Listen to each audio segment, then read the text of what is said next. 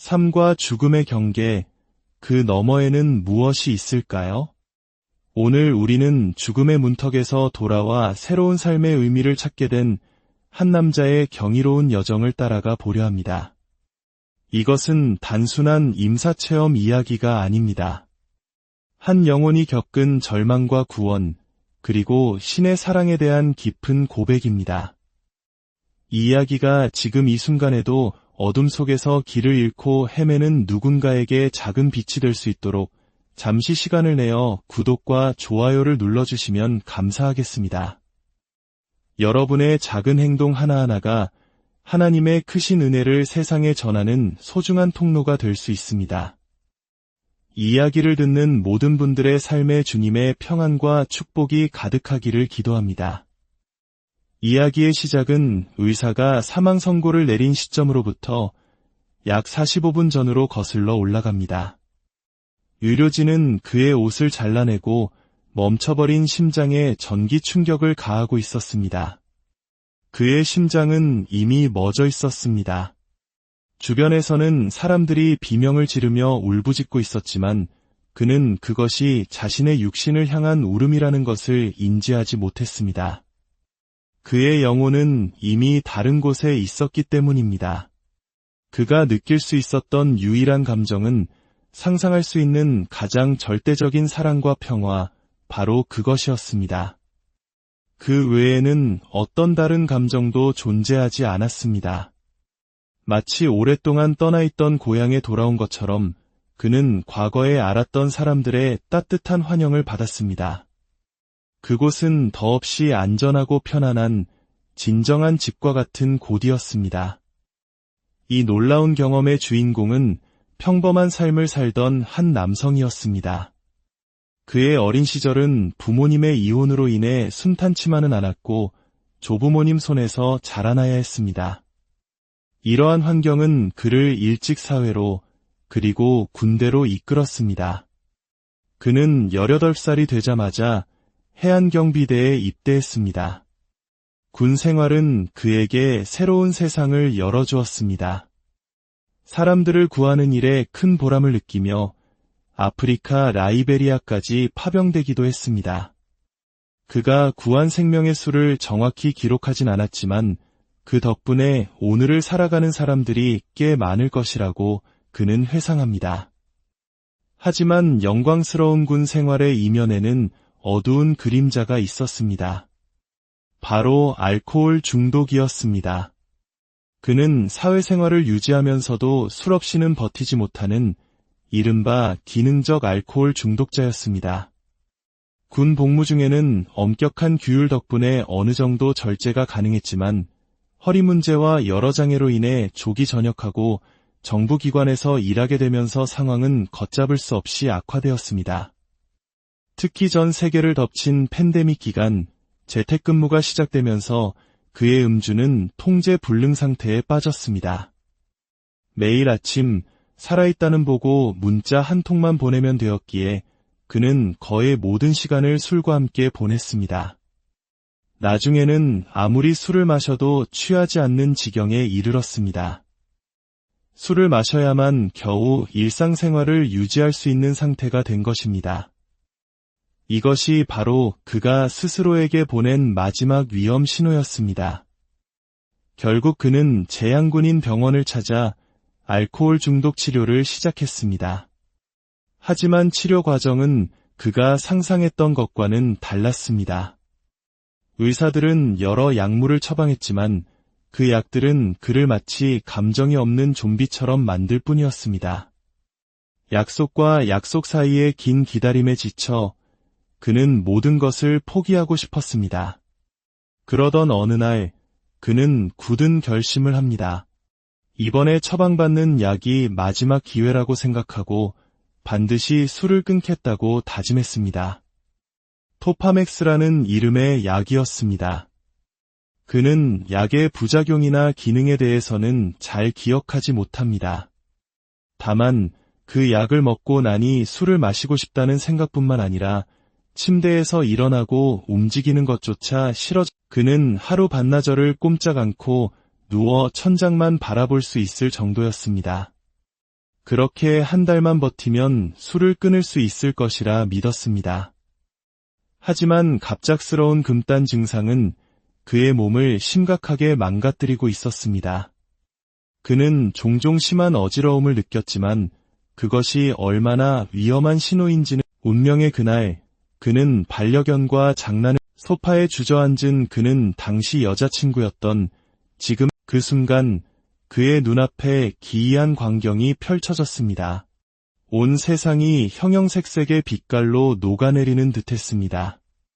마치 초콜릿 분수에서 초콜릿이 파도처럼 흘러내리듯 세상의 모든 사물이 다채로운 색의 띠를 이루며 녹아내렸습니다. 그것은 인간의 언어로는 도저히 묘사할 수 없는 색들이었습니다. 과거 그는 영적인 해답을 찾기 위해 환각제를 사용해 본 경험이 있었습니다. 그는 이 현상이 약물로 인한 환각과 비슷하다고 착각하고 아내에게 잠시 이 환각을 즐기겠다고 말했습니다. 하지만 그것은 환각이 아니었습니다. 내가 죽음을 맞이할 때 분비하는 화합물질로 인해 나타나는 현상, 바로 죽음의 전조였습니다. 그의 머리가 뒤로 젖혀지며 무겁게 느껴졌고 그것이 그가 기억하는 마지막 순간이었습니다.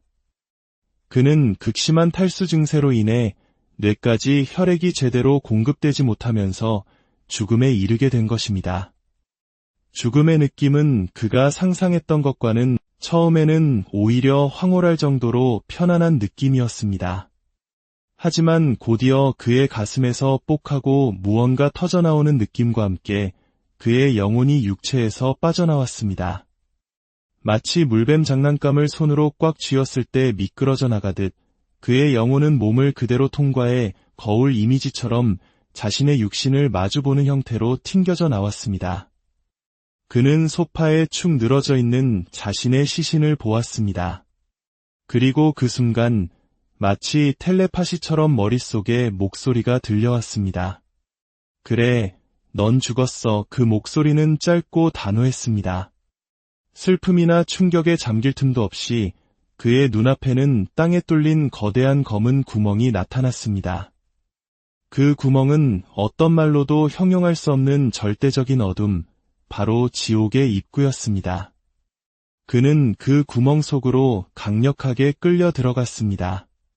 자신의 영적인 몸에 덕지덕지 붙어있는 죄의 무게가 생생하게 느껴졌습니다. 그리고 깨달았습니다. 이곳이 바로 자신이 속한 곳이라는 것을. 누군가가 자신을 이곳으로 보낸 것이 아니었습니다. 하나님이 잔인해서 벌을 내린 것도 아니었습니다. 그곳은 바로 그의 집, 그 자신이 선택하고 만들어온 삶의 종착지였습니다. 다시는 아들에게, 사랑하는 아내에게, 그리고 반려견에게 작별 인사를 할 수 없다는 절망감, 이것이 편도 티켓이라는 것을 직감하는 순간의 공포가 그를 덮쳤습니다. 그의 곁에 있던 어떤 존재, 아마도 천사였을 그 존재에게서 뿜어져 나오는 권능은 너무나도 압도적이어서 도망치거나 저항하려는 생각조차 할 수 없었습니다. 그가 할 수 있는 유일한 것은 오직 예수님의 이름을 부르며 애원하는 것뿐이었습니다. 예수님, 제발 저를 용서해 주세요. 예수님, 제발. 그의 입에서 간절한 기도가 터져나오는 순간 모든 것이 바뀌었습니다. 천사는 마치 그를 비웃는 듯한 느낌을 전해왔습니다. 말로 한 것은 아니었지만 그 느낌은 명확했습니다. 이제야 옳은 선택을 하는구나. 그는 그 천사가 자신의 삶 전체를 지켜봐 왔다는 것을 직감했습니다. 자신이 저질렀던 모든 어리석고 부끄럽고 추악한 행동들을 하나도 빠짐없이 지켜본 존재라는 것을 느낄 수 있었습니다. 예수님의 이름을 부르짖자마지 그를 짓누르던 죄의 무게가 눈 깜짝할 사이에 사라졌습니다. 그리고 그는 천사와 함께 순식간에 다른 곳으로 이동했습니다. 터널도 빛도 없었습니다. 시간과 공간을 초월한 즉각적인 이동이었습니다. 그가 도착한 곳은 거대하고 아름다운 산 앞이었습니다. 히말라야나 로키 산맥 같은 연봉이 아니라 단 하나의 거대한 산이었습니다. 그 산은 너무나도 거대해서 그의 시야 양옆으로 휘어져 보일 정도였습니다. 그는 성경을 깊이 읽어본 적이 없었지만 그곳이 바로 시온산이라는 것을 본능적으로 알았습니다. 그들은 시온산을 향해 날아 올라갔습니다. 수백 피트 상공에서 내려다본 산의 풍경은 마치 살아있는 그림 같았습니다. 아름다운 녹색으로 가득했고 생명력으로 넘쳐 흘렀습니다. 산 위에서는 수많은 사람들이 그를 향해 환호하고 있었습니다. 그는 그 환호 속에서 아주 익숙한 휘파람 소리를 들었습니다. 어릴 적 숲속에서 놀던 자신을 부르시던 할아버지의 바로 그 휘파람 소리였습니다. 산중턱쯤 이르렀을 때 그는 믿을 수 없는 광경을 목격했습니다. 잘 경작된 밭과 작은 울타리가 쳐진 마구간이 있었고 그 안에서 아이들이 작은 목이 긴 공룡과 함께 놀고 있었습니다. 그는 순간 모든 것을 멈추고 생각했습니다. 이제는 공룡까지 보이는구나. 도대체 무슨 일이 일어나고 있는 거지? 하지만 그는 이내 깨달았습니다. 하나님께서 창조하신 모든 경이로운 것들이 천국에 존재하는 것은 당연한 일이라는 것을요. 마침내 산 정상에 이르렀을 때 그는 돌로 만들어진 제단을 보았습니다. 그리고 그 제단 안에는 예수님의 십자가가 불타고 있었습니다. 하지만 놀랍게도 그 십자가는 전혀 타지 않았습니다. 그것은 하나님의 진노를 상징하는 꺼지지 않는 불이었고 십자가는 그 진노를 영원히 감당하고 있었습니다. 십자가는 결코 아름다운 모습이 아니었습니다. 오래된 철도 침묵처럼 거칠고 투박했으며 만지면 가시가 박힐 것처럼 험악해 보였습니다. 그는 그 십자가를 보는 것만으로도 예수님께서 겪으셨을 상상할 수 없는 고통을 느낄 수 있었습니다. 그리고 십자가 이 빌라도가 유대인의 왕 예수라고 썼던 명패가 있어야 할 자리에는 녹아내린 순금으로 된 왕관이 불꽃 속에서 파도처럼 일렁이며 떠 있었습니다. 그 왕관을 보는 순간 그는 예수는 하나님이시다라는 절대적인 진리를 온몸으로 깨달았습니다. 그는 더 이상 아무 말도 할 수 없었습니다. 바로 그때 천사가 그에게 물었습니다. 마지막 기회다. 남을 것이냐, 돌아갈 것이냐. 그는 자신의 모든 영혼을 다해 외쳤습니다. 돌아가야 합니다. 아들을 위해 돌아가야 합니다. 그 말이 끝나기가 무섭게 그의 주변은 다시 칠흑 같은 어둠에 휩싸였습니다. 그의 영혼은 마치 콜라캔처럼 작게 찌그러지는 듯한 극심한 압박감을 느꼈습니다. 그는 볼 수도 들을 수도 없었지만 그 끔찍한 압박감 속에서 자신의 영혼이 다시 육체로 돌아가는 것을 느꼈습니다. 그의 심장이 다시 뛰기 시작했습니다. 누군가가 그것이 천사였든 하나님이었든 혹은 예수님이었든 그의 몸속에 손을 넣어 심장을 다시 뛰게 한 것만 같았습니다. 그는 눈을 뜨자마자 미친 사람처럼 방 안을 뛰어다니며 웃고 소리쳤습니다. 천국은 진짜야. 천국은 존재해. 하지만 그의 어머니와 아내가 눈물을 흘리는 모습을 보고 그는 현실로 돌아왔습니다. 거울에 비친 자신의 모습은 충격적이었습니다. 혈액이 제대로 돌지 않아 광대뼈와 눈가의 해골이 그대로 드러나 보였습니다. 그는 거울 속에서 살아있는 시체를 보았습니다. 자신이 얼마나 소중한 육신을 함부로 다루고 망가뜨렸는지 깨닫는 순간 그는 주저앉아 통곡했습니다. 죽음에서 돌아온 이후의 삶은 결코 쉽지 않았습니다. 군대에서 민간인으로 전환하는 것도 어려웠지만 지옥과 천국을 보고 온 후의 삶에 적응하는 것은 그보다 훨씬 더 힘들었습니다.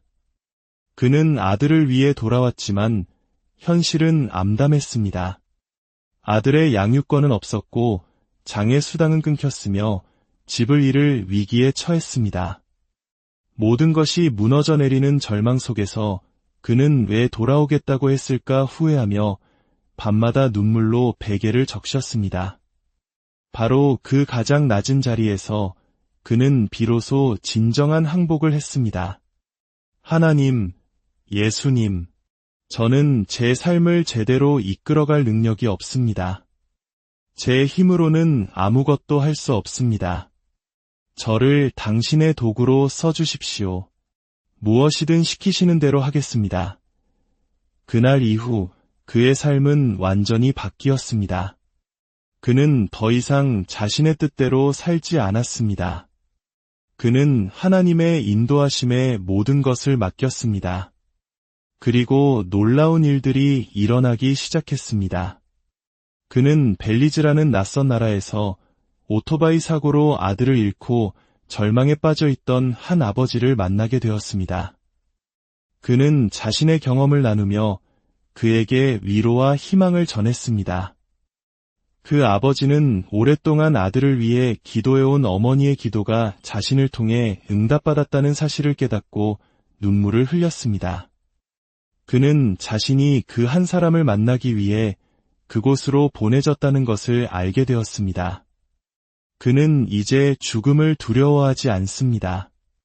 그에게 죽음은 끝이 아니라 진짜 집으로 돌아가는 여정일 뿐입니다. 그가 유일하게 두려워하는 것은 이 두 번째 기회를 낭비하여 예수님을 실망시키는 것입니다. 오늘 이 이야기를 듣고 있는 당신에게 그는 이렇게 말하고 싶을 것입니다. 만약 당신이 지금 힘든 시간을 보내고 있다면, 모든 것이 끝이라고 느껴진다면 그것은 끝이 아니라 새로운 시작이라는 것을 기억하십시오. 우리를 향한 하나님의 사랑은 결코 변하지 않습니다. 우리가 가장 낮고 어두운 곳에 있을 때조차 그분은 우리를 포기하지 않으십니다. 당신이 믿든 믿지 않든 그것은 중요하지 않습니다. 그저 마음을 열고 한번 물어보십시오. 하나님, 정말 계신가요? 계시다면 제게 보여주세요. 진실한 마음으로 구하는 자에게 하나님은 반드시 당신의 방식으로 응답하실 것입니다. 당신은 당신만의 경험을 하게 될 것입니다. 오늘 이 이야기가 여러분의 마음에 깊은 울림을 주었기를 바랍니다. 삶의 가장 어두운 순간에도 우리를 향한 빛은 결코 꺼지지 않음을 기억하십시오. 여러분의 삶에 하나님의 크신 사랑과 은혜가 늘 함께하기를 진심으로